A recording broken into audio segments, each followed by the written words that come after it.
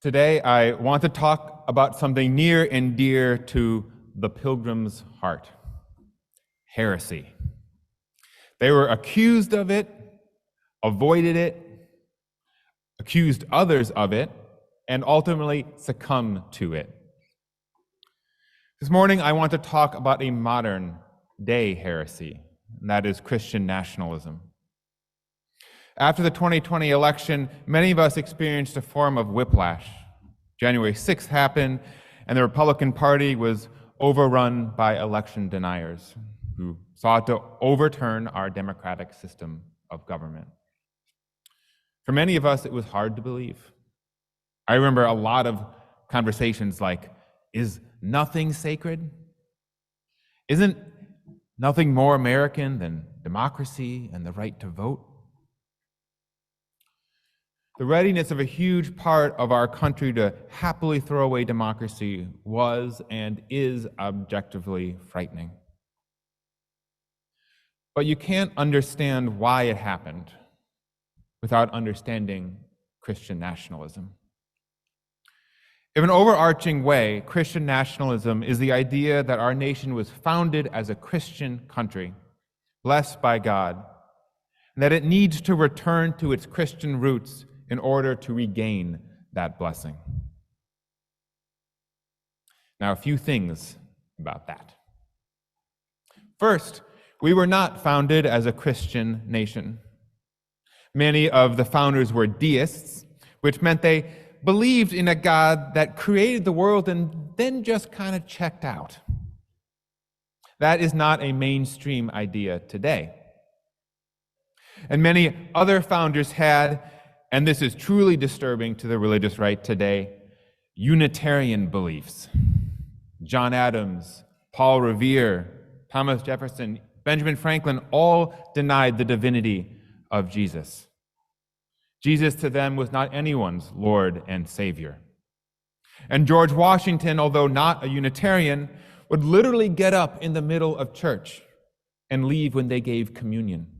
So distasteful was he of that practice. As Unitarian Universalists, many of these founders were our direct or indirect spiritual ancestors. They are not the spiritual ancestors of the religious right, nor were the founders mostly religious conservatives, no matter how much the religious right may say that they are. Secondly, the Christianity that Christian nationalists wish to establish in the United States is not traditional, old-fashioned Christianity, but a modern and radical reinterpretation of it. This is crucial. It is a movement that arose to protect the evangelical subculture from what it perceived as government intrusion during the 1960s and 1970s. Now, many on the religious right will tell you that it began, and their movement began, because of abortion. That they were so appalled by Roe versus Wade in 1973 that they stood up in a mighty righteous fury to take back their country from the godless heathens threatening unborn life. But this is a lie. Or at least it is drastically revisionist history. While many today earnestly believe this and care deeply about the unborn, it was not how Christian nationalism or the religious right more generally began in this country. History tells a very different story. For in fact, for most of American history, anti-abortion advocates were Catholics and even progressives, not evangelicals. In 1967, just 6 years before Roe versus Wade, the most progressive abortion law in the country was signed by then California Governor Ronald Reagan. In 1968, 5 years before Roe, perhaps the most influential evangelical preacher of the 20th century, Reverend Billy Graham, publicly disagreed with Catholic pro-lifers, saying, "I believe in Planned Parenthood." A year after Roe versus Wade, the Southern Baptist Convention, the largest Protestant denomination and perhaps one of the most conservative institutions in the United States, affirmed that abortion should be legal. Even Barry Goldwater thought it should be legal. The religious right outside of the Catholic Church did not care about abortion until it decided to. And the reason it decided to was not because of some spiritual awakening, but because of politics and race. It started in 1971 with a Supreme Court case, not Roe versus Wade, but Green versus Connolly. In Green versus Connolly, the Supreme Court ruled that the IRS could remove tax-exempt status from religious organizations that practice segregation. Notably, this included numerous evangelical schools and colleges. Leaders of the religious right had been looking for something to galvanize evangelicals, and they saw an opening. It was the latest example of what they perceived to be the government infringing upon their religious freedom. That they were being oppressed, they felt, as God-fearing, church-going, law-abiding Americans who the federal government was trying to prevent from practicing their version of Christianity, the kind that kept people of color from their schools. Now, they had tried to gain power by politicizing other issues, like prayer in schools, but they had found nothing that worked, not yet. And they knew that fighting for the right to keep Black people out of their schools was not going to lead them back into power. It was too controversial. The country had moved on from that.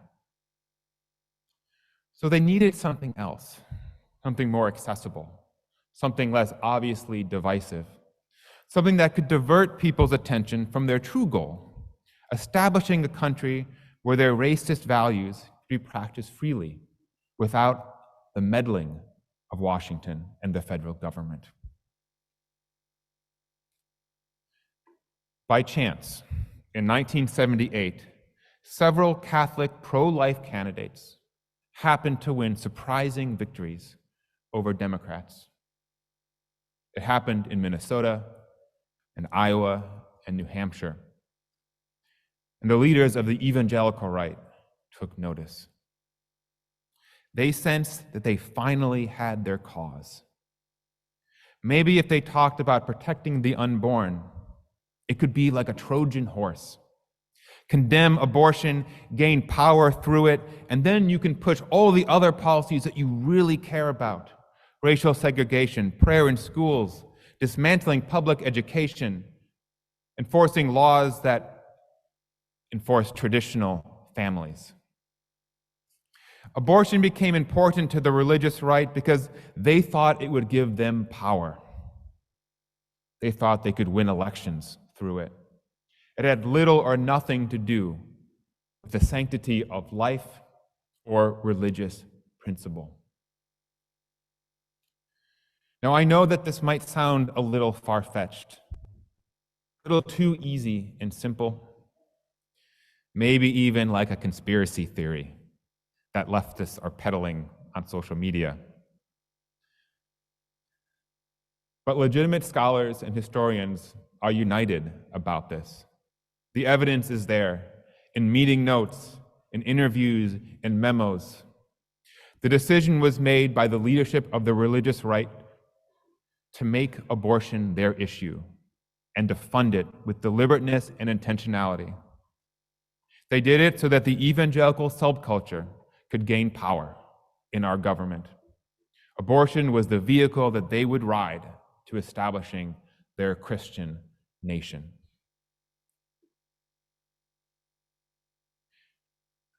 I probably don't need to tell you that this history matters all the more today, because Christian nationalism is more dangerous now than it has ever been. When progressives are shocked that the right doesn't care about democracy or overturning elections, it's because many of them really don't care Their goal is not a pluralistic, democratic, diverse, free society. Their goal is a Christian America that lives by their particular Christian values, where they are no longer bound by anyone else's freedom. Democracy is a way of attaining those goals. So they play the election game.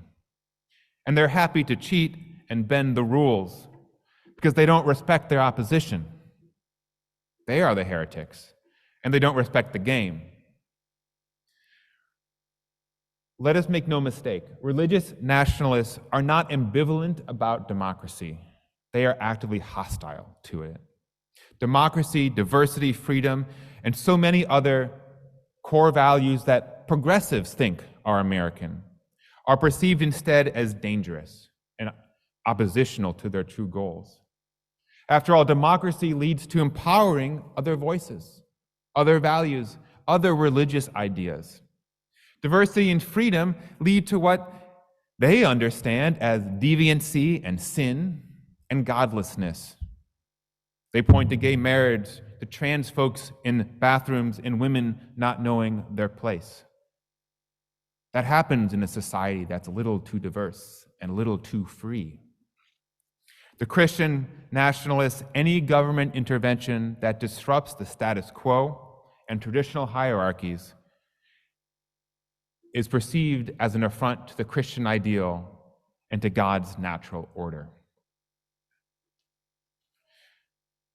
Now, despite democracy having a slightly better night than many of us thought during the midterm elections, this threat is not going away. We see down in Arizona, election denying. Kari Lake is refusing to concede her election. We see that Donald Trump is back at it again, running for president. And if you think that he would give up power if he gained it again, then I think that is an illusion. All of this might feel like politics, but it is also religion. The forces behind these anti-democratic candidates are religious nationalists and their allies. People like Lake and Trump, although they themselves may only marginally care about the theology, are happy to oblige and enforce the kind of policies that they would wish. Now here, we are Unitarian Universalists, and we are people of a different religious tradition entirely. And we need to call out and be aware that this is a toxic, ahistorical, and fundamentally anti-American theology. It is not conservative, even in the best kind of way, but a radical ploy to harness white, patriarchal, evangelical grievance to gain political power. It is the denial of the innate diversity, not only of the United States, but of humanity itself, born out of a perverse desire to control and regulate other people based on a very strict and narrow sense of right and wrong. We know how dangerous and toxic and abusive this is. We know it in our hearts, and we know it because we are rooted in our own religious faith, that unlike Christian nationalism, actually did help found this country. Even the ancient church, the Pilgrims, founded in 1620, is now proudly Unitarian Universalist. Ours is a religious tradition that, while not always perfect, living in a not always perfect country, was intimately involved in creating our open and pluralistic and free society, and has worked to improve it ever since. We must not allow Christian nationalists to dominate the American religious world, and not the secular one either, which they covet. We can find strength and inspiration in our Unitarian Universalist legacy, both in our proud history as a faith and our active present, because it reassures us that we are equal to anyone who claims the mantle of American religiousness. Let us strive then to be bold and loud and unafraid, affirming to anyone that this country is not what they say it is. and never will be. For this we hope and we pray and we give thanks. May it be so, and amen.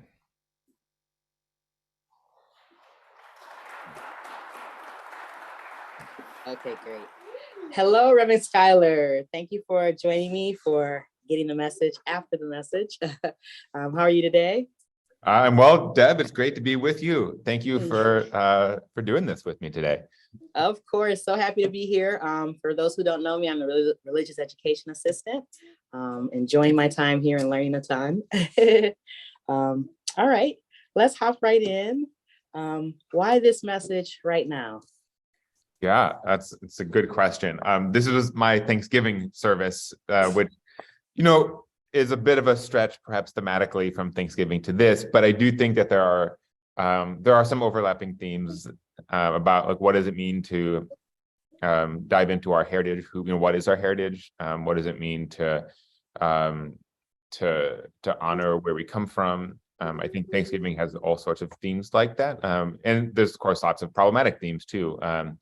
But this idea of, like, I think especially given this moment of time that we're in, where we see so much religious nationalism and religious heresy in many ways, and the Pilgrims were certainly formed in that. I couldn't go into it too much without giving a mini lecture on the Pilgrims, but they fled accusation of heresy from England. They ended up going to the Netherlands to where they, in some ways, encountered a space very similar to New York City, which, very diverse and pluralistic, and they realized that they would have a really hard time enforcing their strict religious identities, and so they left and established, of course, the Plymouth Colony in Massachusetts, where they believed that they could essentially set the rules and create their own religious theocracy. But the problem was, of course, that you can't really ward off that, and they not everyone who came with them in the Mayflower was what they believed, and then more people would come, and so eventually that fell apart as well. It sort of speaks to the futility of, I think, that sort of religious rigidity that ultimately breaks down because humanity isn't contained in a certain strict religious path. I loved all the historical tidbits and knowledge that were sprinkled throughout. It's very informative and exciting to learn more about that. What were your sources for information or inspiration? Yeah, there's a number of really wonderful books on Christian nationalism. There's one called The Power Brokers.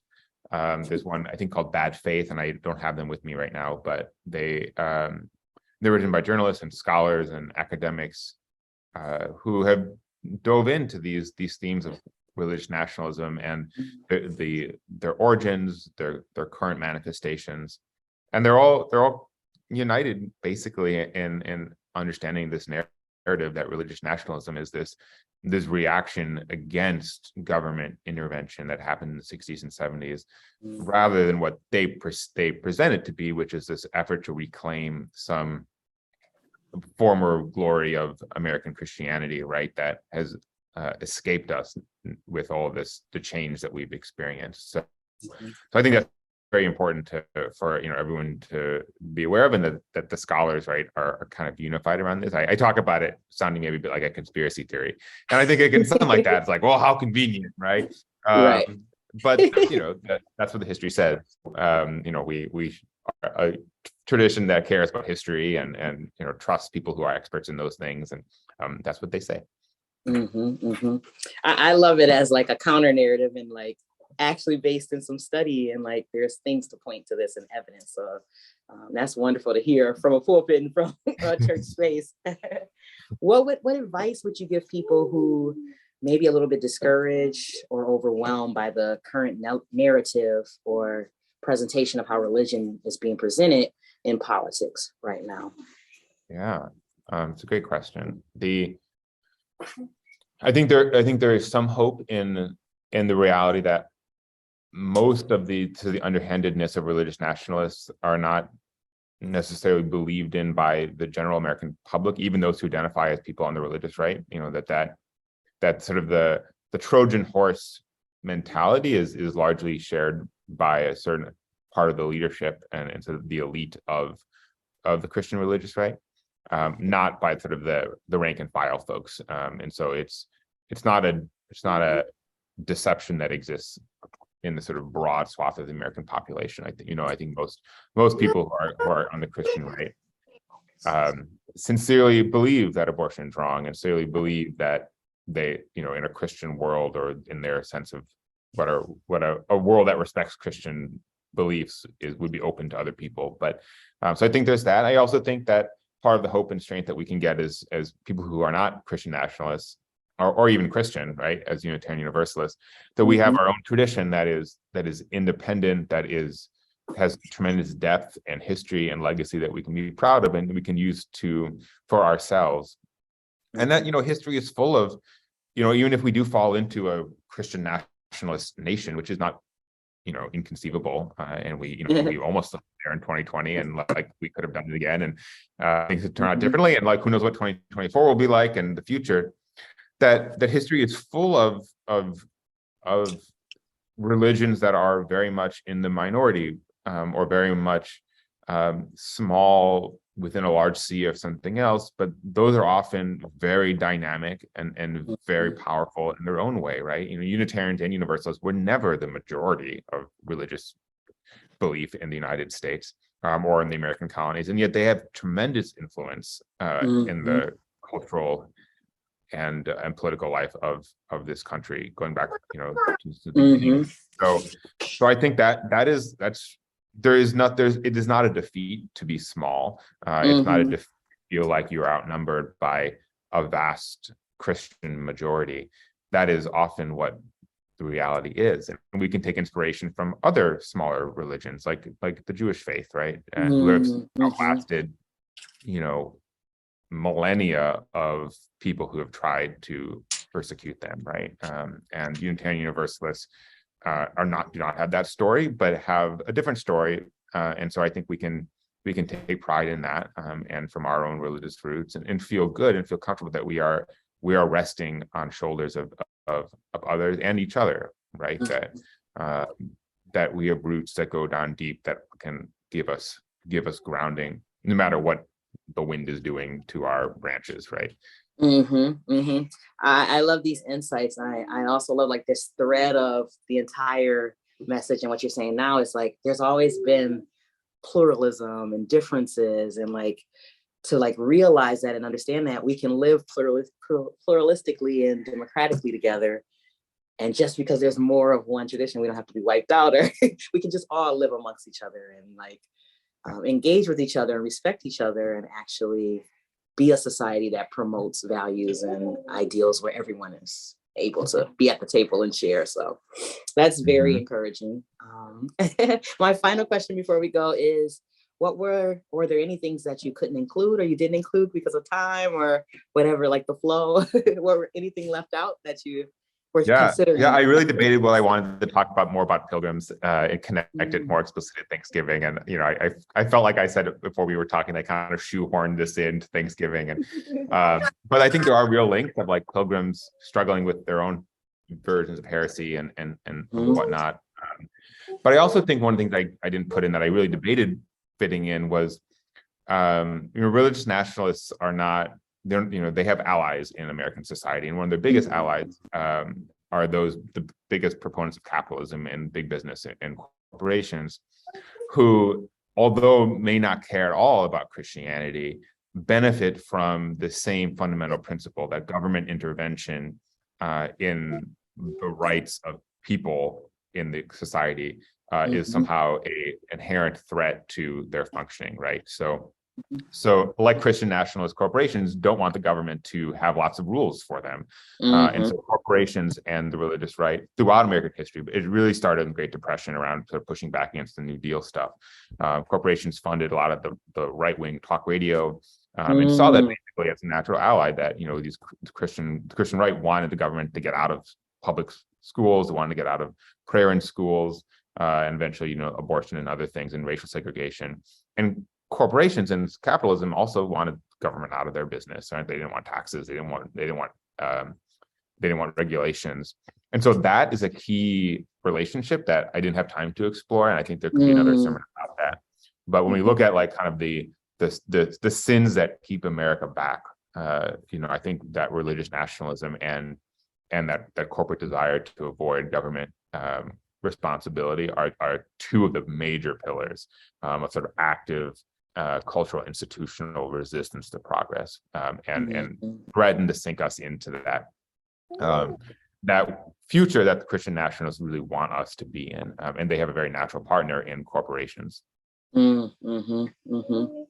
Wow. Well, thank you so much for all of these insights. Very timely and very thoughtful. Just wonderful to hear and to get to discuss with you. So thank you so much for your reflection and work on that. Of course, thanks for talking to me, and I appreciate it. I guess X is there too. Yes, my part of the little conversation. I hear another voice in the background, which is amazing. So I'm glad that they could join us today too. Thank you so much. Many blessings. Thank you for sharing. Thank you for chatting. Thank you, Deb. I'll see you around. Appreciate it. See you around. Bye-bye. Bye.